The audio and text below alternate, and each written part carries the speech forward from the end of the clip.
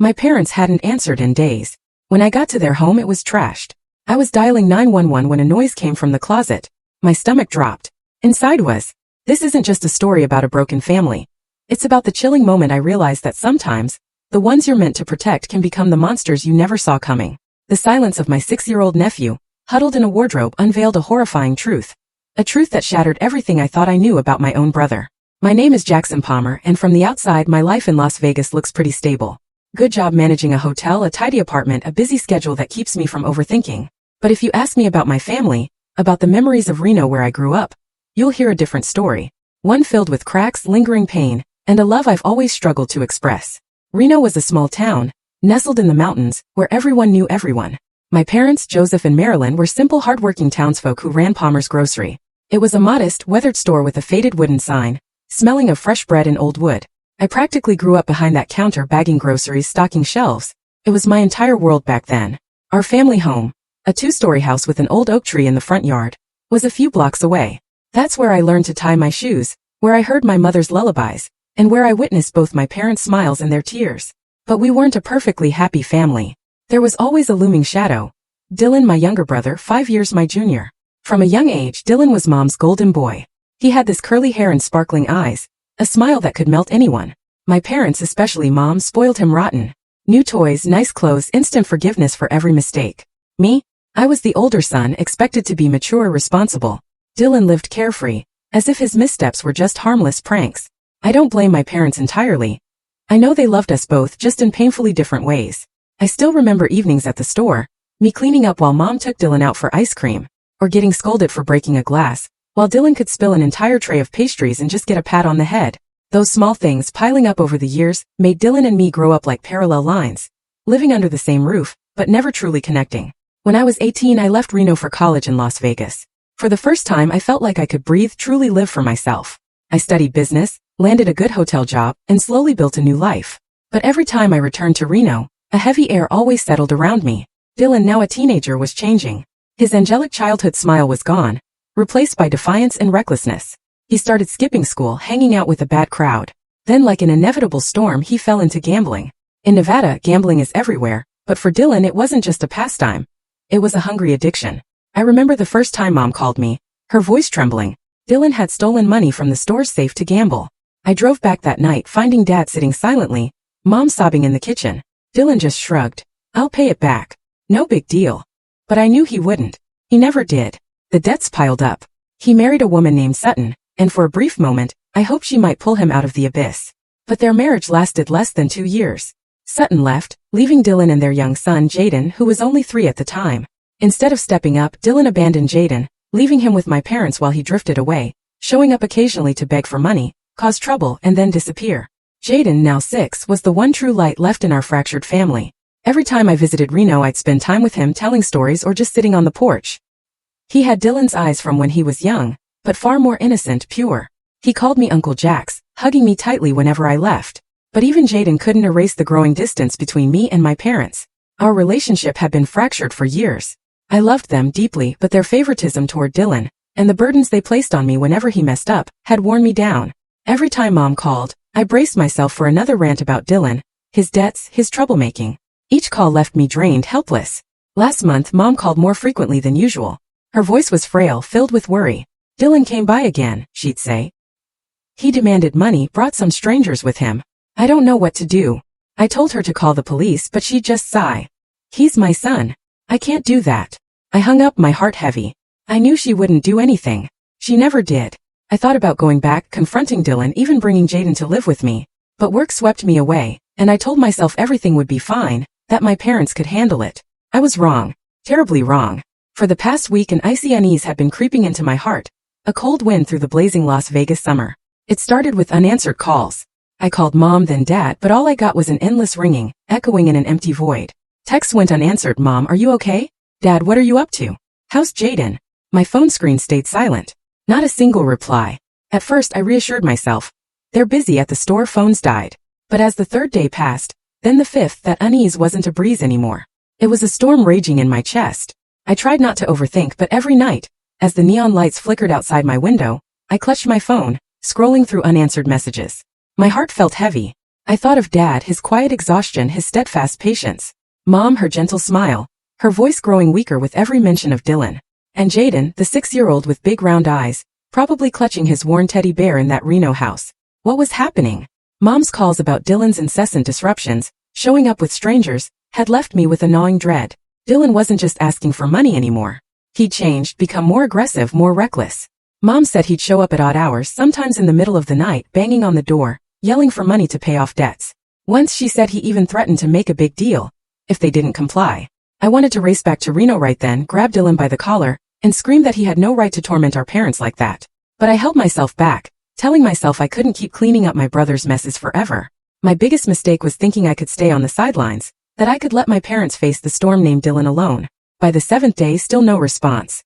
Then, a call from an unfamiliar number made my heart pound. It was Mrs. Helen, the neighbor across from my parents' store. Her voice was frantic, laced with worry. "Jackson, I need to tell you something. Your parents' store has been closed all week. No one's seen them." I tried calling, but no one picks up. "Something's not right, Jackson." The blood in my veins turned to ice. The grocery store, where my parents had poured their lives, had never been closed for more than 2 days, except holidays. A whole week was unimaginable. I hung up, my hands trembling, trying to piece my thoughts together. Maybe they were sick? On a trip? Deep down, I knew those were just excuses. Dylan. Had he done something? Had he pushed my parents into a situation they couldn't escape? I couldn't sit still any longer. That evening, I called my boss, requesting emergency leave. "I need to go home. It's urgent," I choked out, not explaining much. My boss, a kind but busy man, just nodded over the phone and told me to be careful. I packed a few clothes, tossed them into a suitcase, and before leaving my apartment, I glanced out the window at the Las Vegas lights, twinkling, oblivious to the storm raging inside me. A 7-hour drive to Reno lay ahead. This trip wasn't just about finding my parents. It was about facing everything I'd been avoiding for years. As I started the engine, childhood memories flooded back, vivid, as if they'd happened yesterday. Afternoons behind the counter, Dad teaching me to count change, Mom slipping me a peppermint candy, the smell of old wooden floors, the jingle of the bell, Dylan and me playing tag between the aisles, laughing until Mom pretended to scold us. But those warm memories couldn't ease the dread suffocating my chest. Every dark stretch of road I saw Dylan's image, not the Dylan of then but the Dylan of now, cold eyes, a harsh voice, the threats Mom had described. What had happened in that house? Was something far worse waiting for me in Reno? With every mile, my fear grew like a stone weighing on my heart. I turned on the radio, trying to drown out the silence, but no melody could overpower the whisper in my head. "Jackson, you've abandoned them for too long." I pressed the gas pedal, speeding toward Reno, toward the house that held both my childhood and my wounds. The 7-hour drive felt like a lifetime. When the town's welcome sign finally came into view, my chest tightened. Reno looked the same, familiar streets and houses under the moonlight. But something felt off, as if the air itself carried a warning. I drove straight to the grocery store. It should have been lit, full of life. Instead, it was completely shuttered. The faded wooden sign, Palmer's Grocery, hung tilted, as if weary from witnessing whatever had happened. Through the window, only darkness. The shelves I used to stock were swallowed by shadows. My heart raced and I had to take deep breaths to keep from panicking. My parents would never close the store this long. Never. I didn't dare finish the thought. I started the car again, driving toward their house a few blocks away. The familiar road that once led me through carefree summer days now seemed endless. Every street corner, every old oak tree stirred memories. Dylan and me running, Mom calling us in for dinner, Dad reading the newspaper. But now those memories only deepened my unease. I didn't want to know what I was about to face. A bad feeling clung to me like a shadow I couldn't shake. When I pulled up to the familiar 2-story house, my heart seemed to stop. Pitch black. Not a single light in the windows, not a sound. The front door was slightly ajar, as if someone had left in a hurry. My legs heavy as lead. Each step felt like it was leading me toward an abyss. "Dad? Mom? Jaden?" I called out, but only the wind answered, cold and lifeless. I pushed the door open, stepped inside, and the sight before me hit like a punch to the chest. The house, once filled with laughter, the smell of Mom's cookies, Jaden's babbling stories, was a wreck. Furniture in the living room was toppled, as if swept by a storm. Kitchen cabinet doors hung open, dishes scattered across the floor, some shattered into sharp fragments. A long crack ran across the wall. A wooden chair Dad had proudly built himself lay broken, a leg missing. Everything screamed chaos, as if the house had witnessed a battle. I stood there, feeling the blood in my veins turn to ice. "Dad? Mom?" I called again, my voice barely a whisper, but thick silence enveloped me like a heavy blanket. I stepped forward, tripping over a spoon. Each step felt like a knife twisting in my heart. No one would leave a house like this by accident. Not Dad, who kept everything in order. Not Mom, who polished floors until they gleamed. And certainly not Jaden, the careful little boy who cherished everything. I tried to gather my thoughts to find a rational explanation. Robbery? Fled in a panic? Or something I didn't dare imagine? I shook my head, pushing the thought away. I needed to find my parents. To find Jaden. I pulled out my phone, ready to call the police. But at that moment, a faint sound came from the end of the hallway, from my parents' bedroom. A shaky, labored breath mixed with soft, stifled sobs, like a small animal trying to hide. My heart pounded, blood rushing to my ears. I froze, listening. Then it came again, clearer, more desperate. I moved toward the bedroom, my legs trembling. The door was slightly ajar. As I pushed it open, a musty smell and cold silence hit me. My parents' bed was untouched, but the blankets were disheveled. Jaden, called, my voice breaking. Is that you? Where are you? No reply, only the labored breathing, now clearer, coming from the corner of the room. The sound led me to the old wardrobe, its door slightly open. My hand shook as I reached for the handle, sweat beading on my forehead. I took a deep breath, trying to steady myself. It's going to be okay, Jackson. Just open the door. But deep down I knew nothing was okay. The wardrobe door creaked sharply as I pulled it open, the sound slicing through the room's silence. The darkness inside swallowed the faint light from the hallway. Then, amidst the jumble of clothes and the musty smell of old wood, I saw a small figure curled up in the corner. My eyes strained to adjust, and when the light finally fell on him, I froze. It was Jaden, my 6-year-old nephew. Those clear eyes I cherished were now red-rimmed, wide open, gleaming with a fear I'd never seen in a child. He sat huddled, clutching his tattered teddy bear, the one Mom had given him as a baby. His clothes were crumpled and filthy, as if he'd been wearing them for a week. His hair was matted, his face gaunt and pale, as if hunger had drained the life out of him. But what shattered my heart were his eyes. He wasn't crying loudly, just soft, choked sobs, as if he'd cried so much he had no strength left. Jaden, I called, my voice breaking, barely recognizable. I knelt, reaching out, but he flinched, shrinking deeper into the corner as if I were a threat. The teddy bear was clutched so tightly I feared it might tear. Jaden, it's Uncle Jax. You're safe now, I said, my voice trembling, trying to stay calm even though my heart was screaming. But Jaden didn't respond. He just stared at me, his panicked eyes searching for something to trust. Slowly I reached out again, gently touching his shoulder. He didn't pull away, but his body shook violently, like a dry leaf in a cold wind. What happened? Where are Grandma and Grandpa? I asked, my voice catching, fighting back tears. I needed to know. I needed to understand why the house was in ruins, why my parents weren't here, and why Jaden was hiding in a wardrobe like a wounded animal. But Jaden said nothing. He just stared, his red eyes wide. Then, as if his last bit of strength had given out, he collapsed into my arms. His small body felt weightless, so frail. I was afraid a tight hug might break him. I held him close, feeling his rapid breaths against my shoulder, and in that moment, a pain deeper than anything I'd ever known washed over me. This boy, my beloved nephew, had endured something horrific. And I, the one who should have protected him, hadn't been there when he needed me most. I lifted Jaden, his body limp in my arms. It's okay. I'm here now, I whispered, unsure if I was comforting him or myself. I scanned the room again, hoping for any sign of my parents. A note, a clue, anything. But there was only silence and chaos. The house, once my sanctuary, now felt like an abandoned battlefield. I couldn't stay any longer. Jaden needed help, and I had to get him out of this place. I carried him to the car, laid him on the back seat, and wrapped him in a thin blanket I found on the couch. His eyes were closed, his chest rising and falling faintly as if he were clinging to life. I jumped into the driver's seat, started the car, and sped toward the nearest hospital, my heart pounding as if it might burst. The 10-minute drive felt like a century. I kept glancing at Jaden in the rearview mirror, terrified he might slip away completely. Hang on, buddy, I muttered, my voice breaking. I won't let anything happen to you. But in my mind, questions swirled like sharp blades. Where were my parents? What had happened in that house? When I pulled up to the emergency room, I practically shouted for the nurses. Help! My nephew! He's not okay. A team of doctors and nurses rushed over, wheeling a stretcher to the car. They gently lifted Jaden onto it, and I stood there helpless as they whisked him inside. A nurse, her eyes concerned but professional, asked about Jaden's condition. I could only shake my head, unable to answer clearly. I don't know.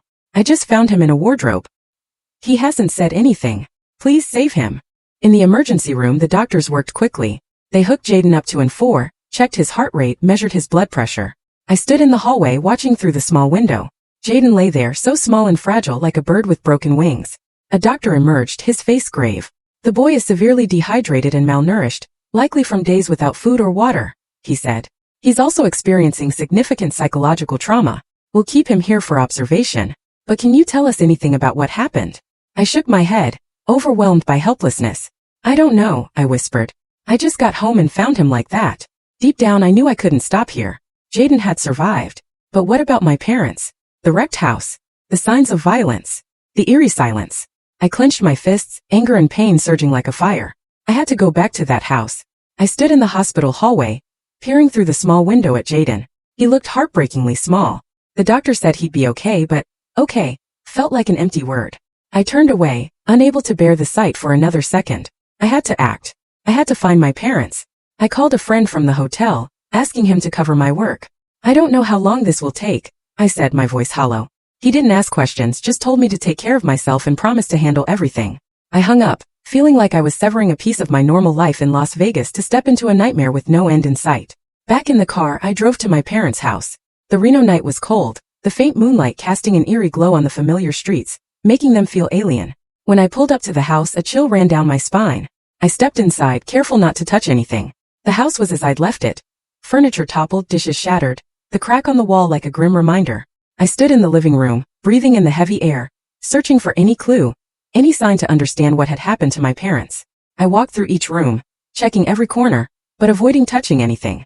I knew if something serious had occurred, the police would need the scene untouched. In the kitchen, I spotted a family photo frame on the floor. I looked down at the cracked glass, my heart clenching at the sight of my parents' smiles, mine, and even Dylan's from when we were kids. The photo was taken on a summer day when we were still a family, before everything fell apart. I pulled out my phone, my hands trembling as I dialed 911. I need to report a missing persons case, I said when the dispatcher's voice came through. My parents. They're not at home.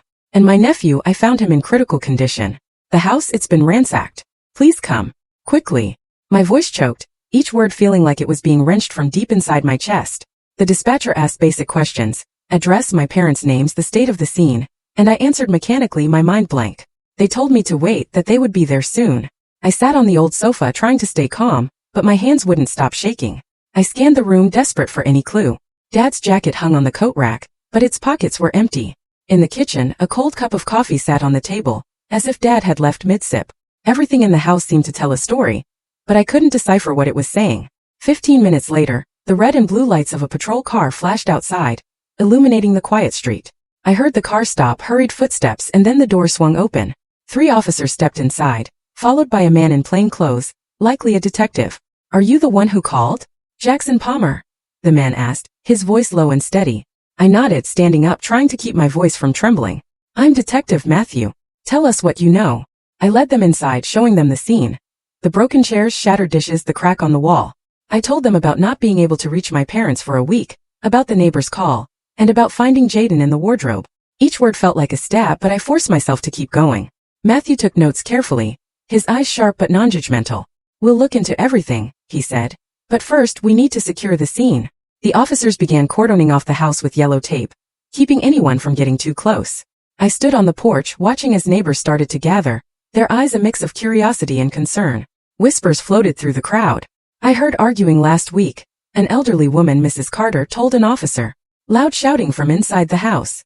I saw Dylan around here a few times. Another man, Mr. Thompson, chimed in. He was with some rough-looking guys once. I saw them standing outside the store, like they were watching something. Each word hit me like a hammer to the chest.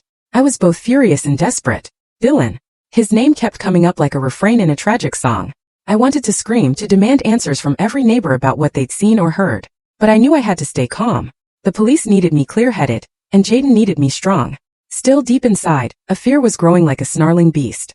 If Dylan was involved, if he had done something to my parents, I didn't know how I'd face that truth.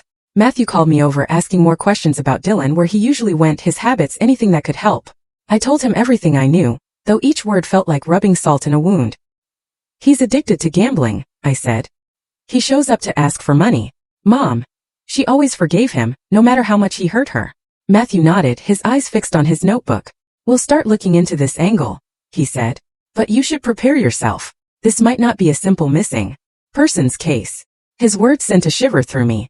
I wanted to believe my parents were okay, that they'd just gone somewhere, that this was all a misunderstanding. But deep down I knew the truth was waiting, and it wouldn't be easy. I turned away, heading back to the hospital where Jaden was. I needed to be with him. I hurried into the hospital, heading straight to Jaden's bedside. The doctors had been treating him with 4 fluids for hours, and now he looked slightly better. His skin was no longer deathly pale, but his eyes still carried a haunting shadow I couldn't forget. I stood by the bed watching him, my heart feeling like it was being crushed. "It's Uncle Jack's," I whispered, gently touching his hand. "You're okay now?" Jaden opened his eyes, those big round red-rimmed eyes locking onto mine. Then, as if a dam of fear had broken, he burst into wrenching sobs. His cries were raw, desperate, as if he'd been holding them in for too long. He reached out with his small hands clinging to me, his fingers gripping my shirt as if afraid I'd vanish. "Uncle Jax, don't go," he whispered, his voice trembling and faint, so fragile I had to fight not to break down with him. I pulled him into my arms, feeling his tiny body tremble against me. "I'm right here, Jaden. I'm not going anywhere," I said, my voice catching. But deep down I knew I was making a promise I wasn't sure I could keep. A doctor came in to check on Jaden. "He's more stable now," she said, her tone gentle but serious. "But he suffered severe psychological trauma. We need time to assess him further, and it's best not to pressure him right now." I nodded, but my mind was swirling with questions. Jaden knew something. He'd been in that house, had seen something. And though I didn't want to push him, I needed the truth. Detective Matthew arrived shortly after, accompanied by a female officer whose eyes were kind but cautious. They asked me a few brief questions about Jaden's condition, then requested to speak with him. "We'll be as gentle as possible," Matthew said. "I know it's not the best time, but anything the boy can tell us might help find your parents." I looked at Jaden, still clinging to me, and felt like I was standing at a dangerous crossroads. I didn't want him to relive whatever had happened, but I also knew it was the only way to find my parents. "Jaden," I said, kneeling by the bed, keeping my voice as soft as possible, "can you help Uncle Jax a little? These people are police officers and they want to find Grandma and Grandpa. Can you tell us what happened?" Jaden shook his head frantically, his eyes wide with terror. He clutched his teddy bear tightly, as if it were his last shield. "No, I don't want to," he whispered, his voice quivering. I hugged him, letting him rest his head on my shoulder. "I'm right here, Jaden. You don't have to be scared. Just tell us what you remember, okay? I won't let anyone hurt you." I could feel his rapid breathing, and in that moment, I wanted nothing more than to take him away from all this pain. But I couldn't. I needed the truth, no matter how brutal. After a few minutes of my reassurance, Jaden began to speak, his voice halting and punctuated by sobs. Dad came to the house," he whispered, and my heart seemed to stop. "Dad came with some other people. They were yelling. Grandma and Grandpa yelled back." Jaden paused, his eyes wide as if reliving the moment. I held his hand, trying to keep my voice steady. "Go on, buddy. What did they do?" Jaden trembled, tears streaming down his cheeks. "Dad, he was really mad. He shouted, told Grandma and Grandpa to give him money, but they wouldn't. Then there was a loud crash. Things broke." He stopped, clutching the teddy bear, his body shaking violently. I was scared. I ran to the wardrobe. I hid. His voice faded as if sinking into a memory too heavy to bear. I heard Grandma and Grandpa cry out. Then everything went quiet. I felt the blood in my veins turn to ice. I held Jaden tightly, fighting back tears. But inside a storm was raging. Dylan. He was there. He fought with our parents. And the sounds Jaden heard. I didn't dare think further. Matthew and the female officer took notes quickly, their expressions hardening. "Do you remember anything about the people with your dad?" the officer asked, her voice gentle but careful. Jaden shook his head, tears spilling again. "I don't know. They were tall. They were scary, covered in tattoos." He broke into wrenching sobs, clinging to me. And I knew he couldn't say more. I signaled to Matthew and he nodded, standing up. "Thank you, Jaden," he said. "You're a brave boy. We have enough to start the investigation, and Dylan will be our primary suspect." The doctor stepped in, gently asking everyone to leave so Jaden could rest. "The boy needs time," she said. "He's been through too much." I nodded, but inside I wanted to scream. Dylan, my brother, what had he done? What had he dragged our parents into? And Jaden, an innocent child, had witnessed it all. I sat by Jaden's bed, holding his hand until he fell asleep, his breathing finally steady. But I couldn't rest. Jaden's words were like sharp puzzle pieces, confirming my worst fear. Dylan hadn't just caused trouble. He might have done something unforgivable. Detective Matthew called me the next morning, his voice low and resolute. "We've designated Dylan as the primary suspect based on Jaden's statement," he said. "We're issuing a manhunt and checking every place he might show up. Do you have any more information about your brother's habits?" I recounted what I knew. The casinos Dylan frequented, the shady bars where he drank. Each word felt like a stab, but I couldn't stop. The police moved quickly. They went to the rundown motel room Dylan rented on the outskirts of Reno. But when Matthew called with an update, his voice was heavy with frustration. "The room was empty," he said. "Trash strewn everywhere. Clothes scattered like he left in a hurry. We're collecting fingerprints and any clues we can find." I pictured the room. A chaotic mess reeking of alcohol and cigarettes. a reflection of the person Dylan had become. He'd fled. He knew what he'd done, and he was trying to escape. Meanwhile, I sat by Jaden's side watching him sleep, his face still etched with fear. The doctor said he needed time to recover, but every time he startled in his sleep, muttering incoherent words, it felt like someone was squeezing my heart. I stroked his hair, whispering, "I'm here, Jaden. Everything's going to be okay." But I wasn't sure if I was comforting him or myself. The truth was, I didn't know if things would ever be okay again. The police continued to track Dylan's trail. They visited the casinos and bars in Reno where he was a regular. A bartender at the Rusty Nail told Matthew that Dylan had shown up a few days ago, frantic, downing drinks and muttering about needing money fast. He looked like he was being hunted, the bartender said. Bloodshot eyes, constantly looking over his shoulder like he was scared of someone following him. Then he left without paying for his drinks. Those details sent a chill through me. Dylan wasn't just running. He was terrified. A key lead came from a creditor named Eddie, a man the police tracked down at a small casino outside town. Eddie, with a gravelly voice and cold eyes, said Dylan owed him tens of thousands of dollars from losing streaks. He begged me for more time, Eddie told Matthew, recounting later. Said he was about to come into big money to pay it all off. Mentioned something about family taking care of it, but I didn't buy it. He looked like a desperate dog. Eddie's words hit me like a hammer. Family taking care of it. What did Dylan mean? Was he planning to get money from our parents? From the grocery store? Or from something worse? The police issued a citywide manhunt for Dylan, extending it to surrounding areas. They sent alerts to checkpoints, casinos, and cheap motels where he might be hiding. News of the case began to spread like wildfire in our usually quiet town. Neighbors gathered outside my parents' house, whispering, their eyes a mix of pity and curiosity. Mrs. Carter, the elderly neighbor, visited me and Jaden at the hospital, bringing a tin of homemade cookies. "I can't believe this, Jackson," she said, her voice trembling. "Joseph and Marilyn were good people. And Dylan, I saw him with some shady characters. I was worried, but I never thought it would come to this." Her words only fueled the fire in my chest. I didn't want to believe it either, didn't want to think my brother could do something horrific to our own parents. But the pieces were falling into place. Jaden's account, the wrecked house, the neighbor's stories, and now Eddie's words. They all pointed to Dylan like arrows aimed straight at my heart. I sat by Jaden, holding his hand, feeling his small, cold fingers in my palm. He was still sleeping, but his sleep was restless. Occasionally he mumbled words like, "Dad, don't," or, "I'm scared." Each whisper cut into me like a blade. I thought about the years Dylan was coddled, defended by Mom, forgiven by Dad. I thought about the times I tried to pull him out of his mess, only for him to smirk and say, "Worry about yourself, Jax. I know how to live my life." Now, his way of living had led to this. A destroyed home, a traumatized child, and our parents missing. I looked out the hospital window at the moonlight illuminating Reno's rooftops. Somewhere out there Dylan was hiding, carrying secrets I both yearned and dreaded to uncover. I hoped the police would find him, drag him out of the shadows to face what he'd done. But at the same time I feared that moment when I faced Dylan. What would I see? A criminal, a brother, or a monster who had destroyed our family? Matthew called again late that night, his voice firm but steady. "We're narrowing it down," he said. "We've got new leads from the outskirts. We'll find him soon." I nodded, though he couldn't see me. "Thank you," I said, my voice hollow. I wasn't sure if I was truly ready to face Dylan. The next morning, Matthew called me back to the house to review some findings from the investigation team. "We need you to confirm a few details," he said over the phone, his voice carrying an odd tone, as if he were bracing himself for something grave. I didn't ask questions, just drove over, my heart pounding in my chest. When I stepped inside, Matthew was in the living room, joined by another officer taking photos. The house remained as I remembered it, wrecked, cold, like a wound that refused to heal. "We've done a more thorough search," Matthew said, leading me to the corner where Dad used to work. "We found this in the drawer." Matthew handed me a faded yellow envelope, its edges worn. I took the envelope, my hands trembling. My name was scrawled across it in Dad's handwriting, a script I'd recognize anywhere. "Jackson," it read, and just seeing it sent a chill down my spine. I opened the envelope, pulling out a folded sheet of paper. The handwriting was shaky, as if written in panic or fear.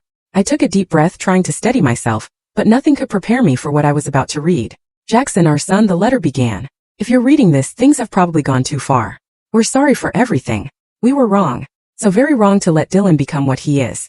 We loved him, but we spoiled him too much, letting him grow into a selfish, broken man. We tried to fix it, but it might be too late." I stopped, feeling like I couldn't breathe. The words cut like a sharp, unrelenting knife. My parents had always defended Dylan, forgiven his mistakes, but hearing them admit their culpability in their own handwriting filled me with both pain and anger. I forced myself to read on, each line slicing deeper. "Dylan has changed, Jackson. He's no longer the boy we knew. Lately he's been coming to the house, often demanding money, threatening us. He talked about selling the grocery store, saying it was the only way to settle his debts. We refused, but he wouldn't stop. He brought strangers, men with cold eyes. We've been living in fear, Jackson. We're afraid of the day things go too far. Tears welled up, blurring the words. I thought I was prepared. But no, there was no way to brace for this. My parents had lived in fear, threatened by their own son, and they chose to keep it from me. A wave of anger surged at Dylan, at myself, and even at my parents for letting it come to this. The letter continued, Dad's handwriting growing heavier, as if he knew time was running out. We didn't want to drag you into this, Jackson. You've done so much for this family, carried so much. We didn't want you to face Dylan, didn't want you caught up in this. But if you're reading this, we're probably gone.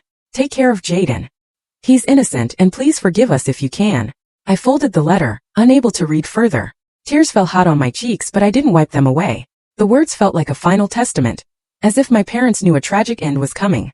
They'd been pushed to the edge by their own son, and they'd chosen to protect me, no matter the cost. I gripped the letter, feeling it burn in my hand. Matthew stood beside me, his eyes softening, but he said nothing, as if knowing I needed time to process what I'd read. Dylan, I whispered, my voice breaking. His name now felt like a curse, an indelible stain. He'd driven our parents to the brink, and I could no longer stand on the sidelines. I handed the letter to Matthew, my voice trembling. Keep it. It's evidence. He nodded carefully, placing it in a clear plastic bag. But his eyes told me he understood this wasn't just evidence, but a piece of my family's tragedy. I returned to the hospital right after, unable to bear another second in that house. Jaden was still sleeping, his face less pale now. The letter's words echoed in my mind, each one a reminder of my parents' mistakes and my own. I'd left them alone too long, thinking distance would shield me from Dylan's chaos. But now I couldn't run anymore. Dylan had destroyed our family, and I had to face him, no matter how brutal the truth might be. 3 days later my phone buzzed. It was Matthew. His voice was curt, but I could hear the tension in it. We found Dylan, he said. He's at a cheap motel on the outskirts. We've taken him into custody. Would you like to come to the station? My heart pounded, a mix of relief and dread surging through me. They'd found him. I left Jaden at the hospital under the nurse's care, promising to return soon. He clutched my hand, his eyes still filled with panic, but I forced a smile, though it felt dry and strained. I'll be back soon, Jaden, I said, ruffling his hair. But as I stepped out of the room, I felt like I was walking into a storm. The Reno police station sat in the heart of town, a gray building with long corridors and the stale smell of old coffee. Matthew met me at the entrance, his expression stern but tinged with exhaustion. He's in the interrogation room, he said, leading me through a narrow hallway. He's rattled but still denying everything. We need you here to confirm some details. I nodded, though inside I wanted to turn and run from this moment. But I couldn't. Not now. The interrogation room was small, with a metal table and stiff chairs. Dylan sat there, facing Matthew and another officer. I stood behind the one-way glass, watching him through the cold pane. He looked haggard, a shadow of himself. His hair was disheveled, his shirt crumpled, and his bloodshot eyes suggested days without sleep. In his hand was a small bag containing some cash and fake IDs, clear signs he planned to flee. But what chilled me were his eyes, panicked yet still defiant, as if he thought he could still escape. Matthew began the interrogation, his voice calm but sharp. Dylan, we know you were at your parents' house last week. We have statements from your son, from neighbors, and from a creditor. What did you do? Dylan kept his head down, his hands clasped tightly, but his mouth stayed stubborn. I just went to ask for money, he said, his voice weak. We argued, sure, but then I left. I didn't do anything. I clenched my fists, my nails digging into my palms until they stung. He was lying. I knew it. Matthew knew it. And the room itself seemed to know it. Matthew didn't flinch. He placed a stack of documents on the table, including my parents' letter and photos of the wrecked house. You sure about that, Dylan? He asked, his voice cold as steel. Jaden said you came with some men, you fought with your parents, and he heard things breaking, loud crashes. How do you explain that? Dylan shifted in his seat, his eyes darting away. The kid's making it up, he muttered, but his voice trembled as if he knew he was losing ground. And Matthew pressed on, his tone growing sharper. We also have a statement from Eddie, your creditor. He said you promised big money to pay off your debts. Where was that money coming from, Dylan? Your parents' store? Their house. I stood behind the glass, feeling the ground crumble beneath me. Each of Matthew's words was a puzzle piece, forming a horrifying picture. Dylan bowed his head, silent, but I could see his shoulders trembling. He was breaking, and I both wanted to scream at him and run from what I was about to hear. Suddenly Matthew's phone buzzed. He answered, his calm demeanor instantly replaced by grave seriousness. The room fell silent as he nodded a few times, then hung up. Matthew stood, his voice dropping, each word heavy like a hammer strike. Dylan, I just got a call. The crime scene team found the bodies of Joseph and Marilyn Palmer in a vacant lot not far from their house. Both were brutally attacked. Evidence at the scene matches what we found in the house and Jaden's statement. Do you have anything left to deny? I felt the world stop. Bodies. My parents. I gripped the chair's edge, my head spinning. Their letter, with its trembling words, now became an unbearable truth. I wanted to scream, to shatter the glass and grab Dylan, but I couldn't move. I just stood there, frozen, tears streaming down my face without me noticing. Dylan looked up, his face pale as death. No, it wasn't. He stammered, but his voice faltered, as if he didn't believe his own lie. Matthew didn't give him a chance. He slid photos of the crime scene across the table on his phone, images I knew I couldn't bear to see, but I knew they were real. Anything else to say, Dylan? Matthew asked, his voice now a razor's edge. Dylan broke down, his sobs echoing in the small room. He buried his face in his hands, shoulders shaking.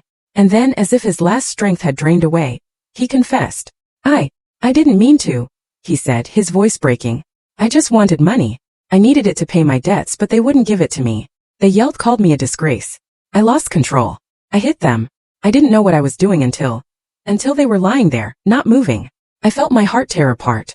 Dylan, my brother, once Mom's golden boy. He had beaten our parents to death. He continued, his voice trembling as if trying to justify his crime. I panicked. I called some guys from the casino. We buried them in the lot. I thought if no one knew, I could sell the store, the house, pay off my debts and start over. The room was stunned. Matthew kept his face stoic, but I saw his hand tighten around his pen. The officer beside him shook her head, as if unable to believe it. And I just stood there staring at Dylan through the glass. He was no longer my brother. He was the monster who killed our parents, left Jaden in terror, and destroyed everything our family had.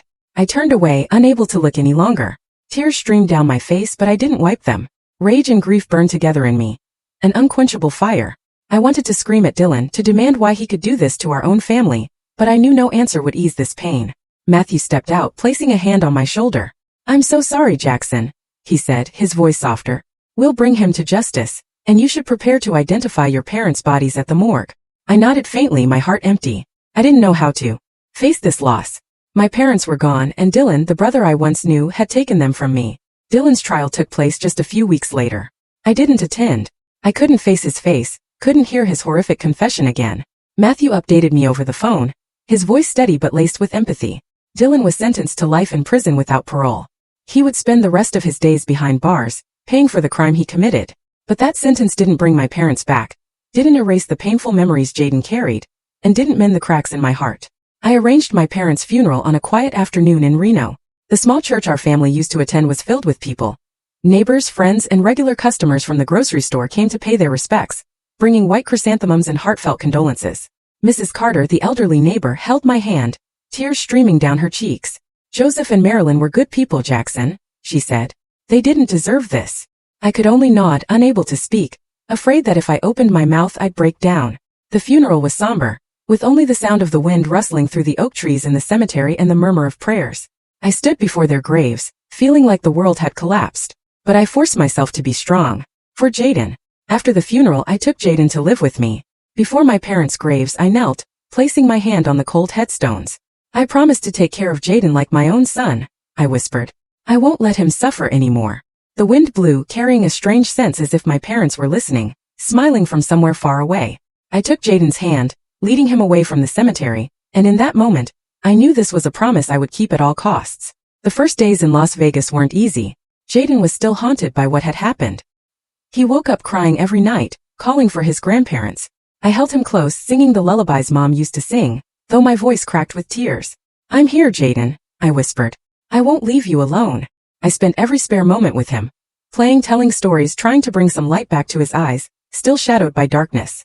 Slowly, with patience and love, Jaden began to smile again. His smiles were faint, but to me they were like sunlight breaking through a storm. I decided to sell the grocery store and the house in Reno. Those places held too many painful memories. I couldn't keep them, couldn't let those memories continue to trap us. The money from the sales wasn't much, but it was enough to start a new life for Jaden and me. I moved us into a larger apartment in Las Vegas, with a room just for him, where I hung his drawings and placed his worn teddy bear on the bed. In the months that followed, as Jaden and I settled into our new rhythm, I began to reflect on my family. My parents had made mistakes, spoiling Dylan too much, letting him become selfish and broken. Their favoritism left deep wounds not just for me, but for them and Jaden too. But I also realized that despite our family's flaws and fractures, love and responsibility were the foundation that held us together. I learned a painful lesson. Blind indulgence and neglect can push a child down a destructive path, even to tragedy. But I also believed that with love and responsibility, I could save a life, Jaden's life. One evening as the neon lights of Las Vegas lit up the sky, I held Jaden's hand, walking him down a bustling street. He pointed at the lights, giggling at a fountain that changed colors. I looked at him and for the first time in months, I felt a stillness in my heart. No more nightmares. No more echoes of Dylan's shouts. No more painful memories of Reno. Just me and Jaden, uncle and nephew, walking together under the bright, hopeful glow of this city. I knew the road ahead wouldn't be easy. Jaden would still have nights when he woke crying, and I would carry the scars of what Dylan did. But I was determined to build a new family, one without violence, favoritism, or betrayal. A family built on love, where Jaden could grow up without fear, where I could keep my promise to my parents and to myself. As we stopped by a fountain, Jaden looked up at me, his eyes sparkling. "Uncle Jax, can I stay with you forever?" he asked, his voice small but full of hope. I knelt down, hugged him and smiled though tears welled in my eyes. "Forever, Jaden," I said. "You and me. We're family." Our story closed under the radiant lights of Las Vegas. But in my heart, there was only stillness and resolve. I would not let our family's tragedy repeat. I would give Jaden the life he deserved, and I would honor the true meaning of family, not through blind indulgence, but through love and responsibility. That was the legacy I wanted to leave, not just for Jaden, but for my parents who loved us however imperfectly.